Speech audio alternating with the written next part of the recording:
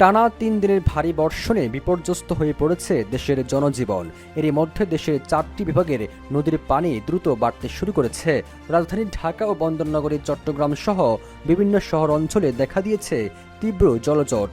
আগামীকাল শুক্রবার বিকেল পর্যন্ত দেশের ৮ বিভাগে ভারী থেকে অতি ভারী বৃষ্টিপাতের সতর্কবার্তা দিয়েছে আবহাওয়া দপ্তর।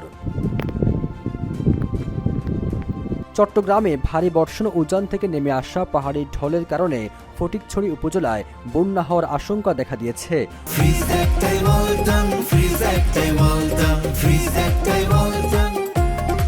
অব্যাহত বৃষ্টিপাতে হালদা নদী সহ উপজেলার প্রধান প্রধান খালের পানি দ্রুত বৃদ্ধি পাওয়ায় স্থানীয়দের মধ্যে উদ্বেগ বাড়ছে। এই অঞ্চলে প্লাবিত হওয়ার আশঙ্কায় ফটিকছড়ি ও নজিরহাট পৌরসভা সহ উপজেলার 18টি ইউনিয়নে মোট 21টি আশ্রয়কেন্দ্র প্রস্তুত রাখার নির্দেশ দিয়েছে উপজেলা প্রশাসন। এদিকে বন্যা পূর্বাভাস কেন্দ্র জানিয়েছে, এই বৃষ্টিপাতের কারণে সিলেট, চট্টগ্রাম, ময়মনসিংহ ও রংপুর বিভাগের বিভিন্ন এলাকায় আকস্মিক বন্যা দেখা দিতে পারে। তবে এই বন্যা 3 দিনের বেশি দীর্ঘায়িত হবে না বলে আশা করা হচ্ছে।